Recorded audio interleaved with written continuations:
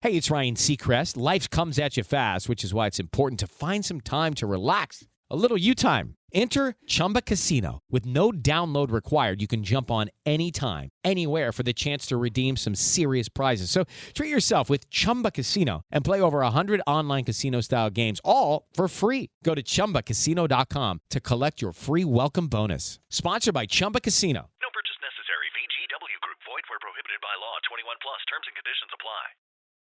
Geico makes it easy to get affordable renter's insurance in as little as 90 seconds. That way, you have more energy for harder things, like the laundry. Why is it so difficult to fold clothes? They just end up wrinkly anyway, or on the floor in a pile that just sits there, taunting you. But with renter's insurance through Geico, at least you know that those clothes and the other things you love are covered. Get more with Geico.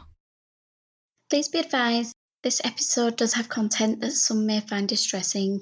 As always, listener discretion is advised and it is not suitable for anyone under the age of 13.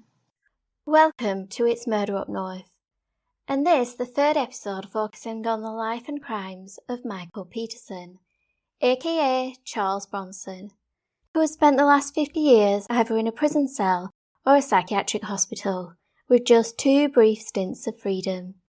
Before I proceed, if you have not listened to the first 2 episodes, please do so before continuing with this one.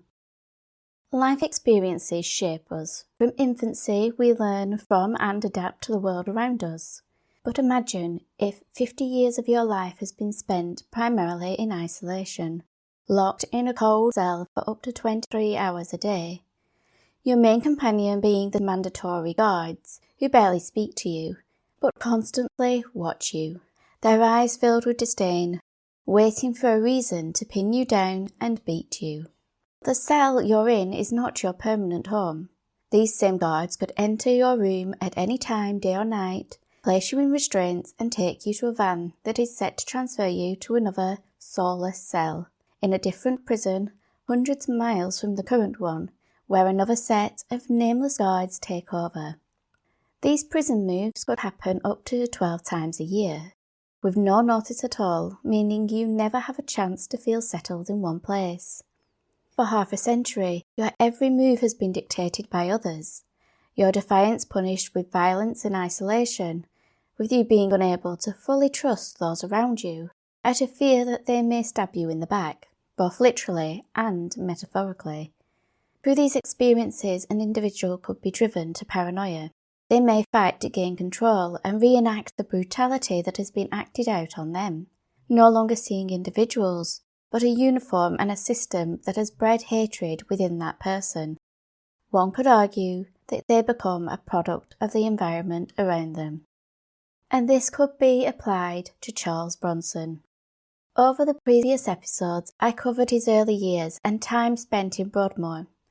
Join me in this episode where I delve into the inception of Charles Bronson and his brief stints of freedom.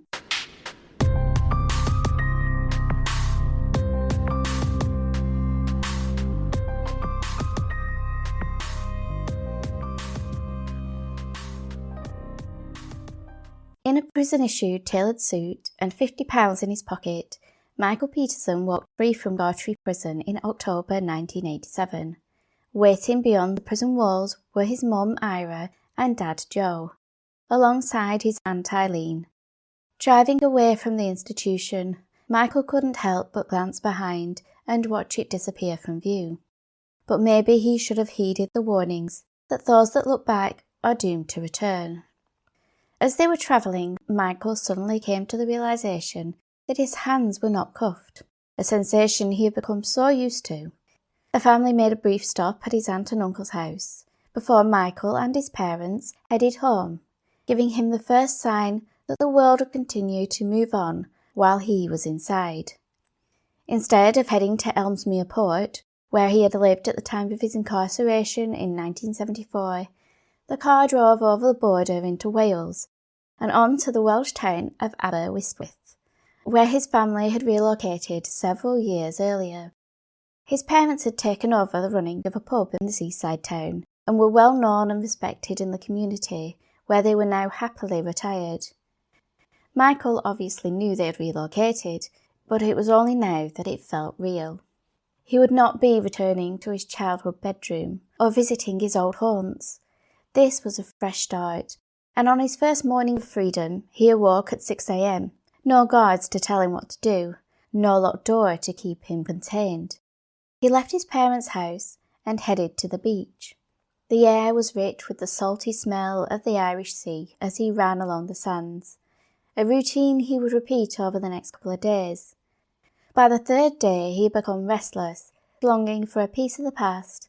Michael boarded a train to London. Yet he was poorly prepared for life away from prison and his parents. So much had changed since his incarceration in 1974. There was new technology, such as microwaves and phones, which no longer had a rotating dial, but numerical buttons. Car ownership had also increased, with more vehicles on the road. The once quiet streets of Michael's memory were now busy and noisy. One of the biggest adjustments he would be forced to contend with was the change to decimalisation, which came into effect on the 15th of February 1971. But given his time spent on remand and his subsequent imprisonment in 1974, Michael had limited experience of using the new currency. In hindsight, he would state that no man should be released the way he had after so many years, admitting that he, quote, needed rehab, a halfway house where he could adapt to life after prison. It was during the train journey that his anxiety started to swell. Confined on a crowded carriage, he got into a conversation with a mother and daughter and an elderly gentleman who was seated with him. All seemed to be going well. He was asked why he was heading to the capital, when he replied jokingly, quote, off to London to kill the Queen. His joke fell flat, and the atmosphere seemed to change. His chest tightened and heart began to race as he excused himself from the table and headed to the toilet where he attempted to calm down. When the train arrived at King's Cross Station, the throngs of people added to his anxiety. He started to focus on the boxing match he was going to participate in and made his way to East London. But he would take a detour, which could have resulted in his immediate recall to prison. For some reason, he decided to purchase a water pistol from a toy shop. He modified it to make it appear authentic, then headed to a nearby car park where he used his realistic-looking gun to approach a man who was getting into a Mercedes. Holding the pistol up, he forced the man into the vehicle and ordered him to drive north on the M1 to Luton. Driving through the streets of his hometown, Michael ordered the man to stop the car. Realising what he had done, he explained to his hostage that he had no intention of hurting him and asked him to simply drive away and not report this. Fortunately for Michael, the man complied. Michael still had family in Luton, including his Uncle Jack, whom he decided to pay a visit to. While at the flat, he would also meet Kellyanne. The pair had been writing to each other for several months, but this was the first time they would meet face to face. While in prison, other inmates had warned him to stay away from Kellyanne, whose problematic life with abusive partners and children in care could lead to trouble for Michael, who had his own issues to deal with. But his empathy for her had caused him to ignore their warnings, and when he first saw the then 7-month pregnant Kellyanne, he couldn't help but want to be there for her. Initially, she was a source of help and support for Michael, aiding him in applying for benefits while he looked for work, took him clothes shopping and cooked for him. Her kindness was tainted, as according to Michael, she drank heavily. While a romantic relationship was off the cards unless Kellyanne stopped drinking and smoking, Michael did start a relationship with a divorced mother of 3 called Hilary. She was kind and trusting. He loved spending time with her and the children, but the thought of commitment made him reluctant, and he ended things before they got too serious. There was one person who would play a very significant role in Michael's life, and that would be the boxing promoter Paul Edmonds, who arranged for Michael to participate in some unlicensed matches, for which he would be paid, with Edmonds becoming his manager. Yet he would need a ring name, and Paul picked one inspired by a Hollywood actor whom Michael had never heard of, but it would become the name everyone would know Michael Peterson by. From that point on, he was Charles Bronson. In the ring, Bronson was able to unleash his aggression, but lacked the ability to control it, making him a very dangerous opponent. During one match, he faced a man he described as a tattooed, toothless skinhead known as the Bermondsey Bear. The Bear took a couple of swings at Bronson but missed, while his opponent managed to land a shot in the ribs, but the Bear retaliated by kneeing Bronson in the groin, headbutting him, then sticking his thumbs in his eyes. As the bell rang, the Bear circled the ring in boastful celebration, but Bronson, filled with rage, came at him. First with a headbutt, breaking the man's nose, then he punched him several times in the head, and once the Bear was on the ground, Bronson knelt on his windpipe, at which point others intervened. Not all of his matches were about competition. There was one unlicensed event, which took place in a large theatre, in order to raise money to send a little boy with leukemia to Disney World. Alongside monetary donations, funds were also accumulated through the sale of artwork, which had been donated by prisoners across the country, although one, created by Yorkshire Ripper Peter Sutcliffe, was destroyed by Paul Edmonds. From Bronson's recollections, the little boy got his Disney World dream, but passed away the following year.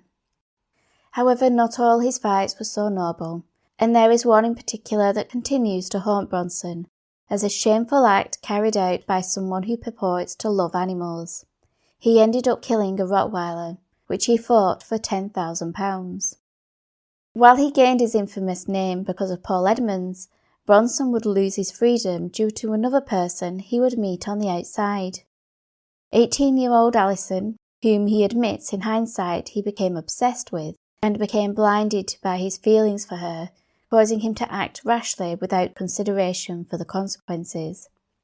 Although Bronson had feelings for Alison, it was not reciprocated, and when he learned she was already in a relationship, he felt the urge to hurt the man she was with, but was talked out of it. This initial burst of rage was followed by days of depression, where he stayed in bed not wanting to face the world, yet it was Kelly-Ann who would help him to overcome his despair. His anger resurfaced again when Alison arrived at Uncle Jack's, just prior to Bronson's charity fight for the child with leukemia. Under the influence of drink and drugs, Alison was in a terrible state, with Bronson intent on going after the person who had allowed the teenager to end up in such a situation, but instead he vented his frustration by punching a wall in the flat. That night, Bronson and Jack took care of Alison. They bathed her, cleaned her clothes, brushed her hair and nursed her through the night. She brought out Bronson's protective nature, and as Christmas approached, he wanted to show her how much he cared, yet he had limited money to do so. And this is where his irrational behaviour kicks in. Despite knowing the consequences for such an action, which would result in him returning to prison, Bronson walked into a jeweller's, pulled out a gun and pointed it at the staff as he directed them to get on the ground. James Simon, who ran the shop, recalled the incident, describing Bronson as a large, swarthy character with a moustache, who seemed agitated and extremely aggressive. James tried to explain to the robber that there was nothing in the safe. All the money was in the till and all the merchandise was on display when the shop was open. Fortunately for James and his colleagues, Bronson resisted his violent urges and left the store with roughly £1,000 worth of cash and jewellery, including a ring he intended to give to Alison, while all the other items he would sell on to someone else. It wouldn't be long before the police caught up to him. They arrested Bronson on the 7th of January 1988, while he was taking his morning jog. At first he did not realise that the men in labourers' outfits were the police, and as they grappled Bronson to the ground, he considered which individual or gang he had upset. But when he felt the cold steel of handcuffs on his wrists, he realised he was heading back to jail, and upon arriving at the reception of Luton Police Station, he discarded his birth name, declaring himself to be Charles Bronson, which I shall refer to him as from this point on. He would be held at the police station for a day and a half while he was questioned regarding charges of armed robbery. He was placed in an identity parade, during which one witness pointed out Bronson as the culprit. Yet the police lacked any further evidence, as they had not retrieved the weapon or the stolen goods. As a Cat A prisoner on parole, there was no way the police were going to allow Bronson to walk the streets while they continued their investigation. He was too high risk to be held in the local Bedford jail, and as such he was placed in Leicester Prison, where he would be housed on the isolation wing. A second identity parade would be conducted within the prison, yet the two witnesses failed to pick Bronson out of the lineup, meaning the police case against him was still not strong enough. This all changed when Bronson was informed that another witness had come forwards, one who had now retracted a previous statement in which they had provided Bronson with an alibi. To his shock, the portrayal came from Alison. Not only had she gone back on her statement, but she provided police with the ring he had given her, and she described the clothes he had been wearing on the day of the robbery. Her evidence was key to linking him to the crime. Bronson had been betrayed before by partners in crime, other inmates and prison staff, but this time the pain ran deep. Despite his hatred for brasses, he stated in his book titled Bronson that he bore Alison no ill will, with him believing she was young, naive, and didn't fully comprehend the consequences of her actions. Perhaps it was this breach of trust, or the despair of being back behind bars, that caused Bronson to revert to his old ways. First, he managed to climb on the roof of Leicester Prison, where he spent the day, before climbing down as night fell. Still in a heightened state, following morning he removed his clothes and covered his body from head to toe in black boot polish, before repeatedly punching the steel door until guards arrived to escort him, still coated in polish, to a waiting prison van. In March 1988, the polish-coated Bronson arrived at Brixton Prison, which had the most secure remand unit in the country at the time, where extremely dangerous individuals were held before and during their trials, including members of the IRA and a man who had killed a police officer. Bronson would plead guilty to armed robbery, his reasoning being threefold. Firstly, his uncle Jack had been accused of helping him carry out the crime, which was not true, and Bronson wanted to clear his uncle's name. Secondly, he did not want Alison to go through the stress of testifying against him in court. And finally, he had been advised that the penalty would be a minimum sentence of 15 years, which would be halved if he admitted his guilt. So on the 17th of June 1988, Charles Bronson appeared in court to be sentenced by Judge Hickman, who stated, "Today is the last day of your criminal ways. We must remember that no gun was ever found, and only one ring. This crime was obviously premeditated. I have no choice but to send you back to prison." Bronson was handed a term of 7 years, which was far better than the 15 he had potentially faced. But there was a part of him that felt that the system was wrong. He had been released as a Cat A prisoner with no attempts made to help him settle into life outside the prison. Reflecting that what he really needed was rehabilitation and help, not prison and more punishment. While this is a valid argument, it is also true that his actions deserved consequences, and given everything he has done previously when the prison governors and staff entrusted him, only they were repaid with violent and unpredictable behaviour, one is led to wonder how much has he been shaped by prison, and how much of his behaviour already existed within him. Back behind prison walls, his actions would further add to the view that he had not and could not be reformed. Just 2 days after arriving at Wandsworth, he attacked a young prison guard, whom Bronson perceived as being a kid trying to appear like a hard man. For this, he found himself back in a familiar place, cell 13 on the isolation block. The next day, he was given another chance back on the wing, but he blew it by vandalising his cell, prompting his swift return to cell 13.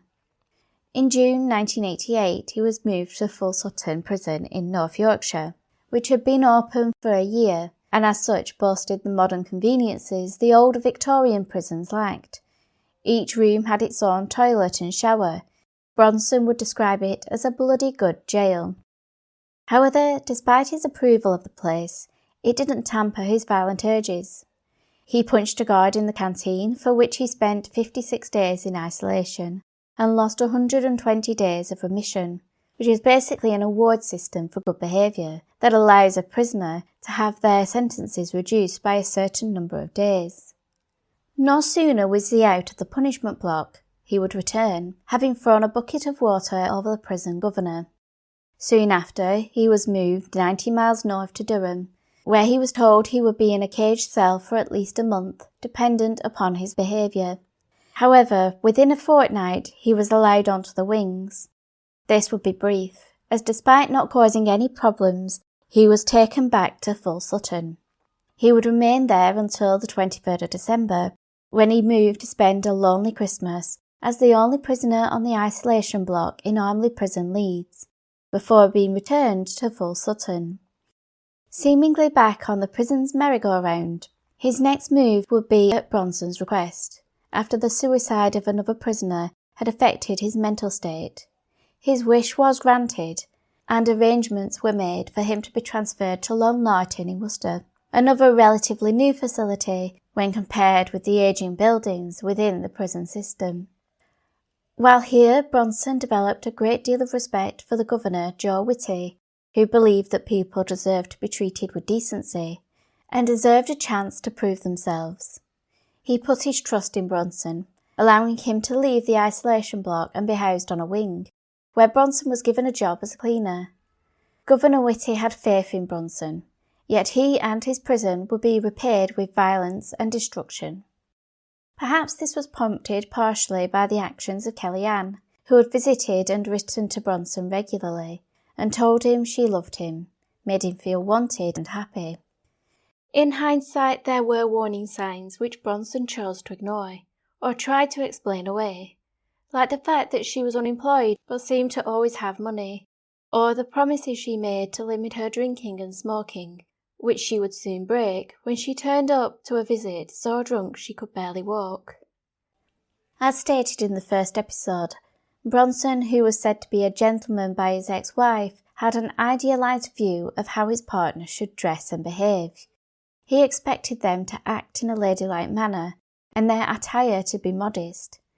He didn't like the idea of them drinking and smoking or using foul language, and he expected people around him to be respectful when his partner was in the room. Though to see Kellyanne stumbling drunkenly into the visitor's room not only embarrassed him, but he was disappointed because she had broken her promise to manage her drinking. Feeling let down once more by someone he cared about, Bronson stayed in his cell for a week, finding comfort in the isolation, where no one could hurt or betray him. But he was soon back on the wing, causing trouble. Having stripped naked and covered himself in his favourite war paint, boot polish, Bronson smashed a glass bottle over his head and proceeded to attach the broken shards to a broom handle. He then sat on his bed with blood pouring down his head, waiting for the sound of the electric lock to click open. As soon as he heard the sound, he rushed out of his cell and thrust his spear at the awaiting guards. Seeing the chaos, other inmates retreated to their rooms, and the guards backed off while reinforcements arrived, giving Bronson free rein of the wing. He proceeded to go on a rampage. Heading to the communal room, he threw the television on the ground, broke chairs and shattered the light fittings and windows, the glass digging into his bare feet, but his rage overpowered his pain.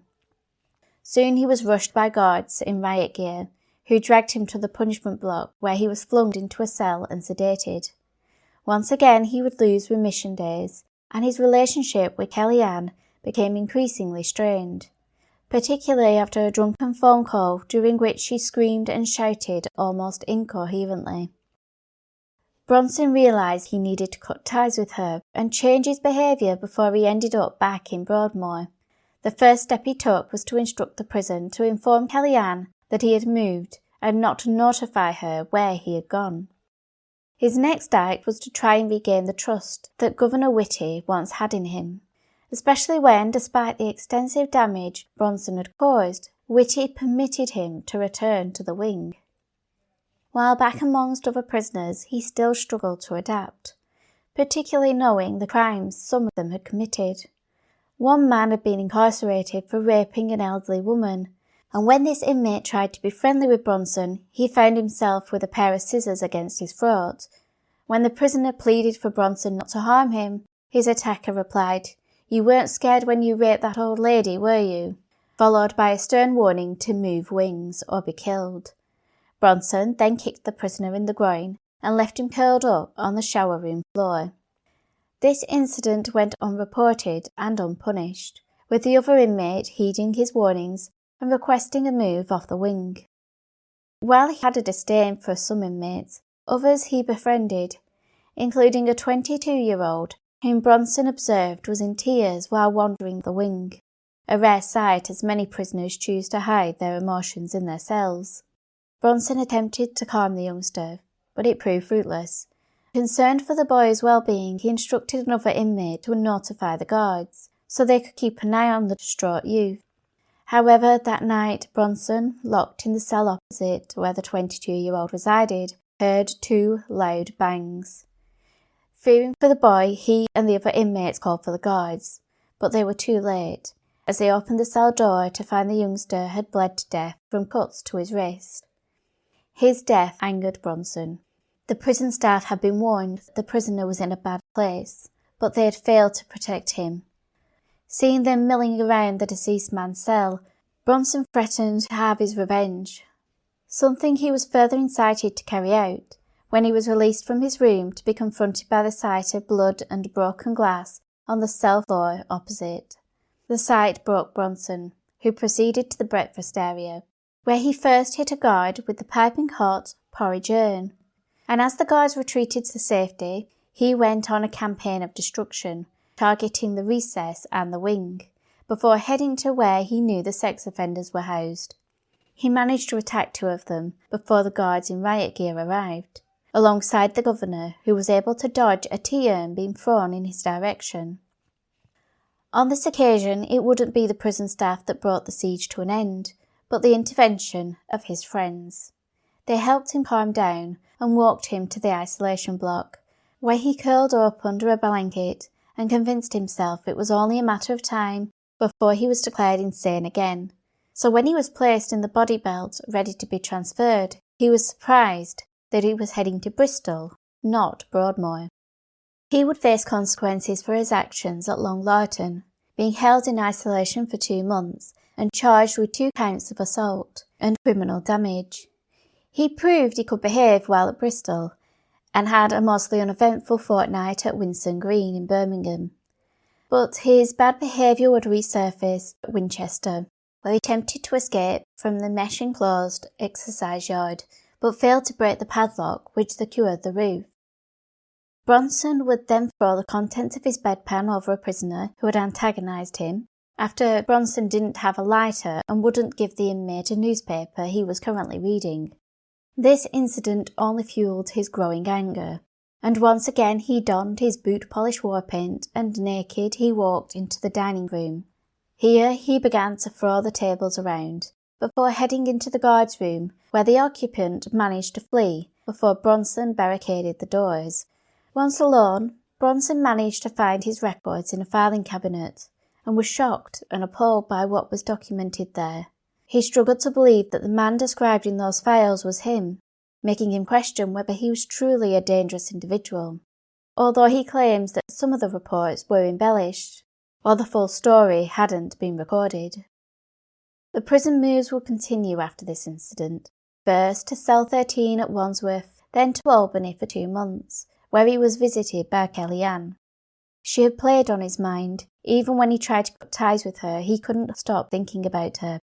But the distance and limited contact had made him more cynical with regards to her intentions, especially after he heard rumours that Kellyanne had been visiting other prisoners. By the end of November, he was on the wing at Gartree Prison, but he still seemed incapable of breaking his cycle of violent outbursts. He assaulted an inmate who had shaken off a dusty mat while Bronson was in the bath. At first he had given the man a verbal warning, but when the individual laughed at the threat, Bronson punched him, and to thwart any attempt at retaliation, he ordered the prisoner to request a move off the wing. Bronson was always on edge when he was out of isolation, and he disliked having people standing close to him or approaching him from behind, which one guard discovered very quickly when he stood at Bronson's back and touched his arm, prompting the unpredictable prisoner to swing round and hit him, landing Bronson back in the place that he felt most at ease, the isolation block. Another altercation would come just after Christmas, stirred up because a guard had seemingly forgotten to unlock Bronson's cell for breakfast. In retaliation, as soon as the door was opened, he would assault 2 guards, kicking one of them down a flight of stairs before unleashing his anger on the fixtures and fittings of the wing. After this, he would assault a guard during his stay at Durham Prison at the beginning of 1990, with him punching a prison guard in the yard, although the man was allegedly not well liked, and according to another guard, he needed to be put in his place. His next move would be a 2-month stint at Parkhurst, but on the day he was due to be transferred out, he managed to escape onto the prison roof, from where he threatened to start stripping the tiles if he wasn't allowed to see his friend Valerio Vici, an Italian man who had committed over 50 armed robberies, including the Knightsbridge security deposit heist, for which he was on remand when Bronson met him at Brixton Prison. Alongside this request, he also stipulated that the guards didn't lay a hand on him. Both of these conditions were agreed to, and he was able to see Vici without any hassle before being loaded on a van and whisked 350 miles north to HMP Frankland. One of the most northern prisons in England, Frankland is hundreds of miles away from his friends and family, limiting their ability to visit him regularly. Being denied this contact and his support system had a detrimental impact on Bronson, and only added to his already volatile nature, resulting in another explosive encounter while he was exercising in the prison yard. Surrounded by 200 inmates, Bronson's attention was drawn to a smartly dressed, bearded man making his way across the yard. The man was a complete stranger and hadn't done anything to provoke Bronson, who rushed up to him and flung him over his shoulder like he was a sack of potatoes. But as he fled towards the wing, he dropped his hostage, whose head struck the ground. But Bronson persisted. Grabbing the man, he dragged him into an office with an arm around the neck, and the threat that he would break it if the man failed to comply. Once in the office, Bronson started to question his actions, and when he learned that his hostage was the deputy governor, he quickly gave up the man without a fuss. Remarkably, Bronson was then allowed back into the exercise yard, but would end up on the punishment block later that day. However, no further action was taken. From Frankland, he would head to the Isle of Wight for 2 months, with a stint at Albany Prison, before heading back to Parkhurst, where he was placed on a wing where many of Broadmoor's cast-offs had ended up. Men deemed to be dangerous, untreatable and unpredictable, a description that could be applied to Bronson himself. He would be transferred out after hitting another inmate who had pushed one of Bronson's friends. He returned to the familiar surroundings of Cell 13 at Wandsworth Prison. 2 months later, he was back in Full Sutton, where he would spend the first Christmas of the 90s in isolation after he took a trainee probation officer hostage in the exercise yard. And although the incident was over in minutes, it cost him 120 days remission. For Bronson, there wasn't really a festive season behind bars, but Christmas 1990 was made worse when Kellyanne informed him she was in a relationship with someone else. Even in his darkest moments, Bronson was able to show that there was still some humanity left in him, saving a prisoner who had barricaded themselves in the cell and set it alight, a desperate act to end the crippling foot pain they were suffering. Bronson, using the weight of his well-built frame, managed to break down the door and pulled the man to safety. His bravery was praised by the guards, yet when he was returned to Parkhurst, one prison officer told Bronson he'd probably set the fire himself. By 1991, Bronson had been back in prison for 4 years, during which time he had only written to his parents, not wanting them to suffer the heartache of seeing him back behind bars. This meant that he treasured every letter from them, so when issues arose with his post, he became very upset and took a senior officer hostage in an office, from where he inexplicably called Kellyanne, who managed to calm him down. It is evident from his writings that when he sees red, he loses sight of whom he is hurting, which he proved when he attacked a number of prison guards after being riled up by some inmates the previous night. These inmates had been singing and shouting before they started calling Bronson a mug, which angered him, and he demanded they acted like men and met him in the dining hall where they could say it to his face. As the night progressed, his anger intensified, and by the time his cell door was open, it was like a wild animal had been unleashed. Bronson punched the first guard he saw and stormed off to the dining hall to face his harassers. But the three men were nowhere to be seen. With his rage now at boiling point, Bronson attacked two guards before being stopped by other inmates. He admitted later that the guards he had attacked were decent men who didn't deserve his wrath, and he felt genuinely remorseful. After this incident, he truly believed he deserved whatever punishment he received. But instead of the insane asylum, he ended up back at Parkhurst, where he was shown leniency. Despite being held in isolation, he was allowed time to socialise with Valerio Vici, the man he had climbed on the prison roof in order to see before he had left the facility previously. Yet one night, alone in the silence of his cell, Bronson's mind began to wander, thinking of his past, what he had lost, and the moments he had missed. As these feelings of guilt and regret flooded in, the anger and panic swelled. The walls of his cell closed in around him. He pressed the emergency alarm, but the guards who attended didn't have keys to unlock his door, and for half an hour Bronson, with claustrophobia and anxiety building, felt as though the room was devoid of air. He needed to escape, and in despair he smashed a bottle.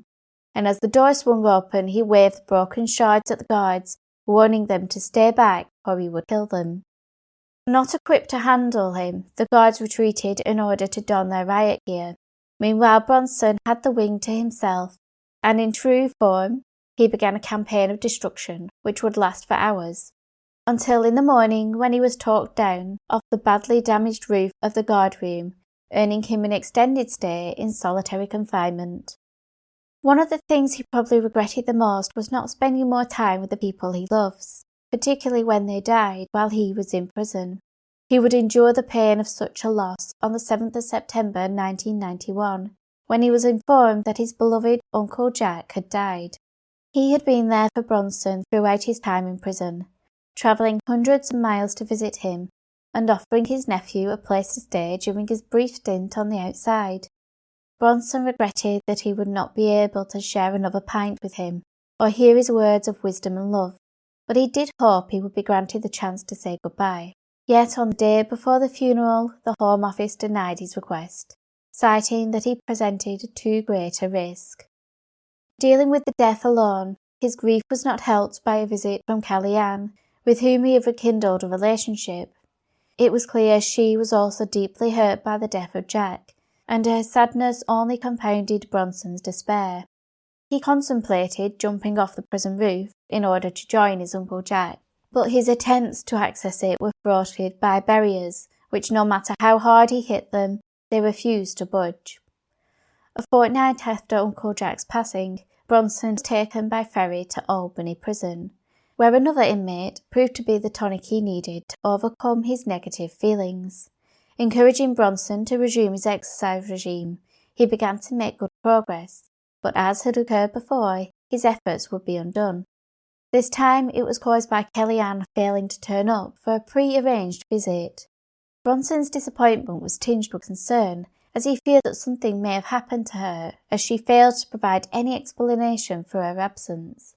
However, he would see her again once he moved to Hull, a prison he had not been in for 16 years. Finding himself now driving over the Humber Bridge, the construction of which he had watched from his cell all them years earlier. He would spend Christmas of 1991 in Hull, but once again Kellyanne would darken his December. She visited him on Christmas Eve. Slightly drunk, she informed Bronson that she had inherited money from her grandfather, but something just didn't sit right, and Bronson ended up accusing her of playing mind games and asked her to leave. The beginning of 1992 would see him rebel against his constant prison moves, feeling that every time he started to feel comfortable and was in a place where he was treated well, he was moved. During one protest, he donned his boot polish coating and rushed the guards, breaking free long enough to cause some damage to the wing before being subdued. he would be taken from the prison, naked, bound by restraints, and seated in a wheelchair.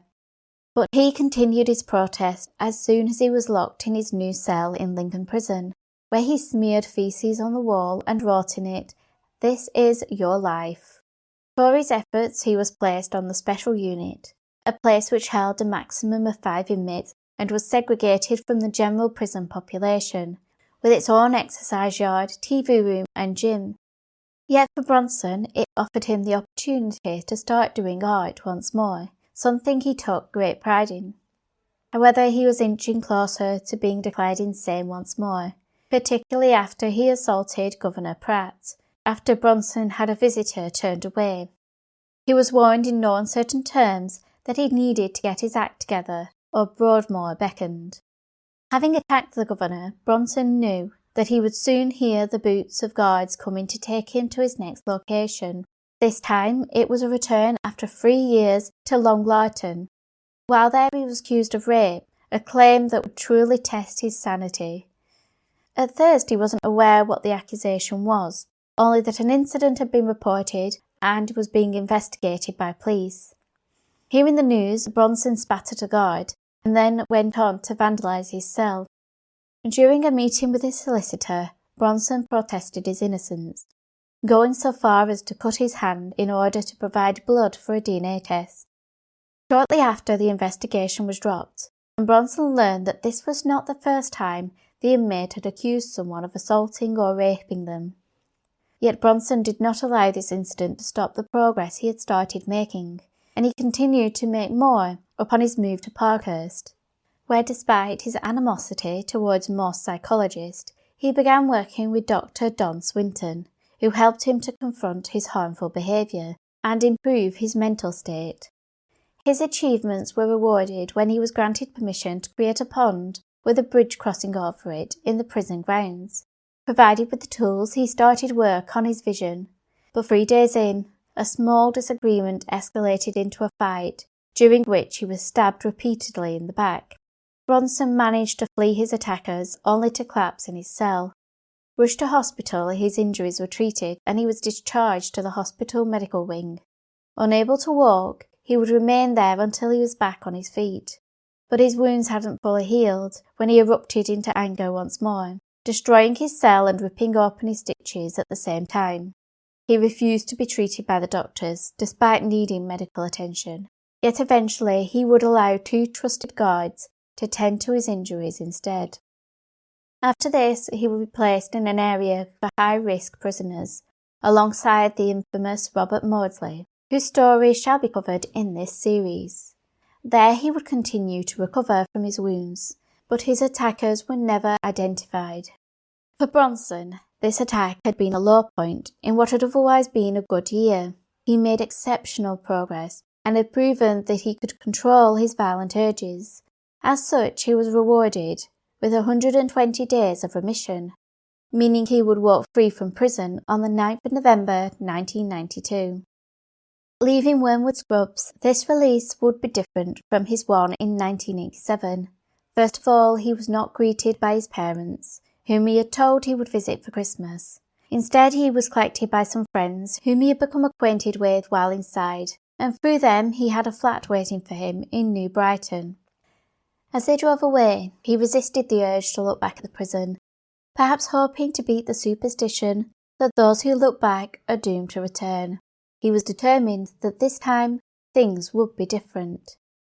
Settling into his flat in New Brighton, every morning he went for a run along the beach, would cook his own meals and attend the gym, with him securing a job working 2 nights a week as a club doorman.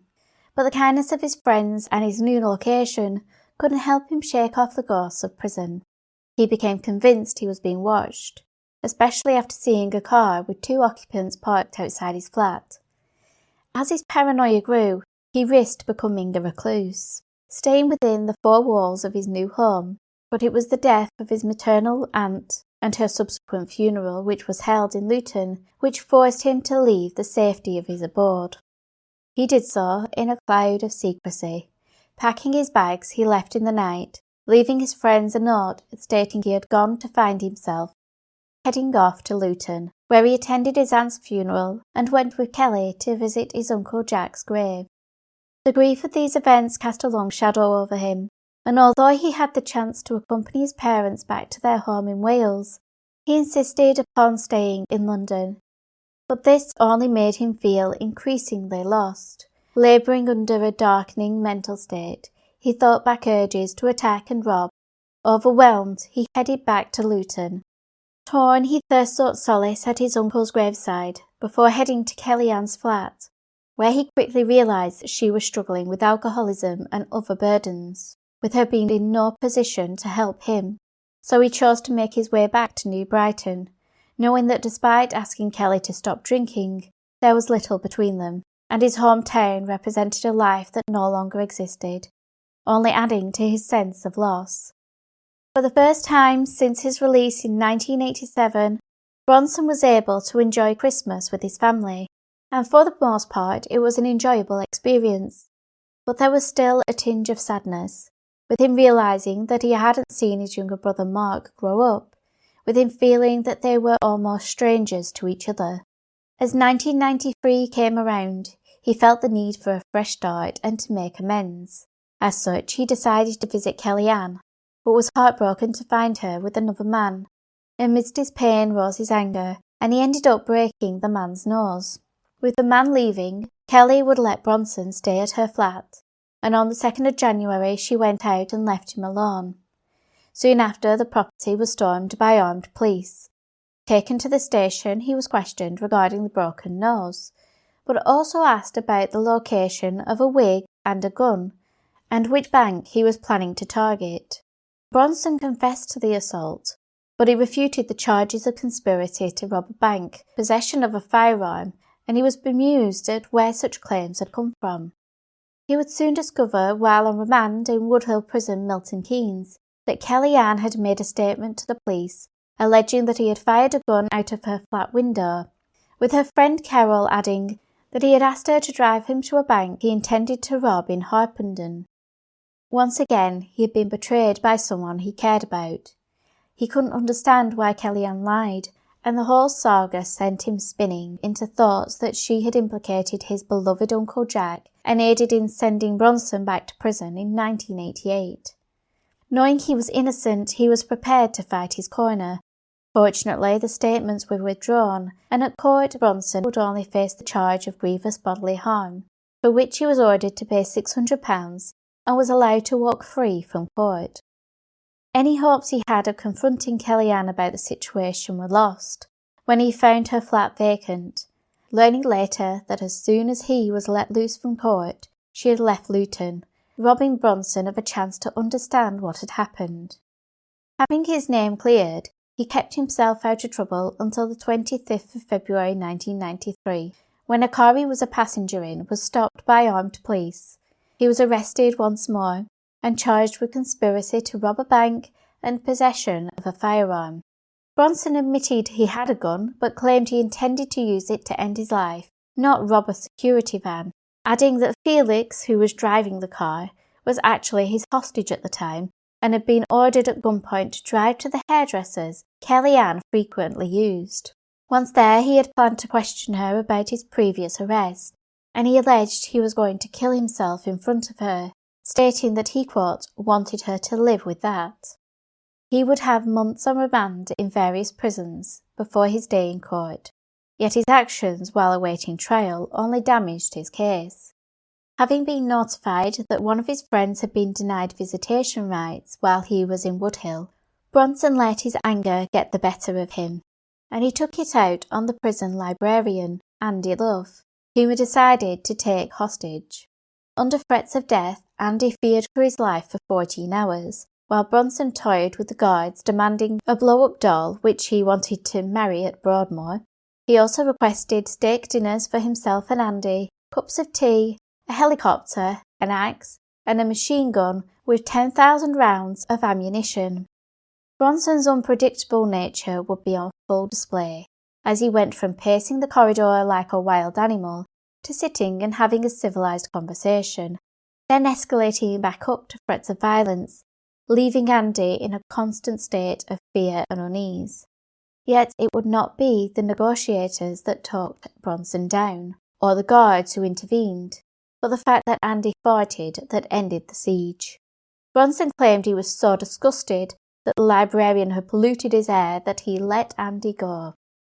This incident added additional charges to the ones he was already facing, including false imprisonment and making unwarranted demands, which included his request for a helicopter, blow-up doll and cups of tea. Already treated as a maximum security inmate, despite not having been convicted yet, Bronson will be under the routines afforded to such prisoners, including a 7-guard unlock and transfers between prisons while restrained with body belts, handcuffs and leg restraints. He will be placed in Belmarsh Prison for a month from the 24th of June 1993, a prison which, despite his Category A status, treated him like a human being, which couldn't be said for his treatment at Bristol, where he was placed in isolation without clothing, washing facilities or reading materials.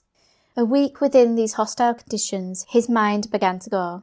He started hallucinating and became violently ill.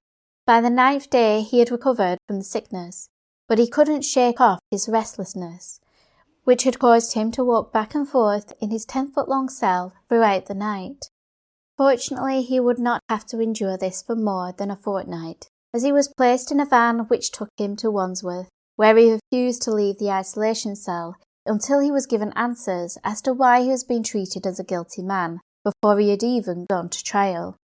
After a conversation with the governor, who not only explained that his treatment was due to his Cat A status, but also advised that he was at Wandsworth so his legal visits could be carried out, with the appropriate safety measures in place. After hearing this, Bronson agreed to be taken to his familiar space of Cell 13. He would later learn that his multiple prison moves had partially been due to the facilities not having adequate staffing to manage the 7-guard unlock he was under. As his day in court approached, his behaviour became more erratic. He spat in the faces of the governor and his deputy while at Wandsworth, from where he would also write letters to his cousin Lorraine, and the trial judge informing them that he was going to attend proceedings, quote, unshaven, unwashed and in chains. Just prior to his trial, he was placed on the isolation wing at Belmarsh, where he would spend the weekends, while on the days of his court appearances, he would spend the nights in a cell at Bullingdon Prison in Oxford. The trial would commence on the 6th of September 1993, attended by his cousin Lorraine and her husband. Yet there was one face he was not happy to see, Kelly Ann, who sauntered in dressed smartly but stumbling as though she was intoxicated. She would, however, be asked to leave the room for the duration of the proceedings, except when she was summoned to testify. Relieved that she was no longer in the court, Bronson would tell them that he was innocent of the charges relating to conspiracy to rob and intent to rob, but admitted he had been in possession of a firearm which he had used to hold a man hostage, and had intended to turn the weapon on himself. On Tuesday, the 14th of September 1993, the jury passed a majority verdict of guilty of intent to rob, while his co-defendant Felix was released without charge. The judge, Justice Rodwell, turned to sentencing Bronson, telling him that he was, quote, a danger to society, and prison was the only place for him. Thank you for listening to It's Murder Up North. Join me next time for the final instalment focusing on Bronson's life behind bars since his return to prison in 1993. So in the meantime, keep an eye on those shadows.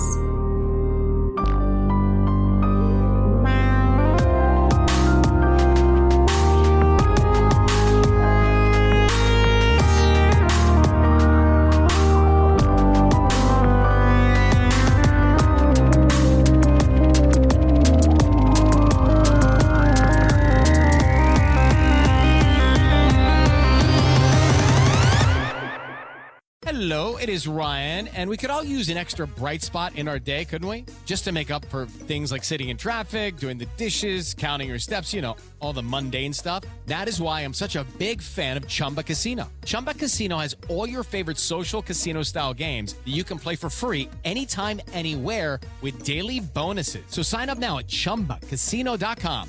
That's ChumbaCasino.com. No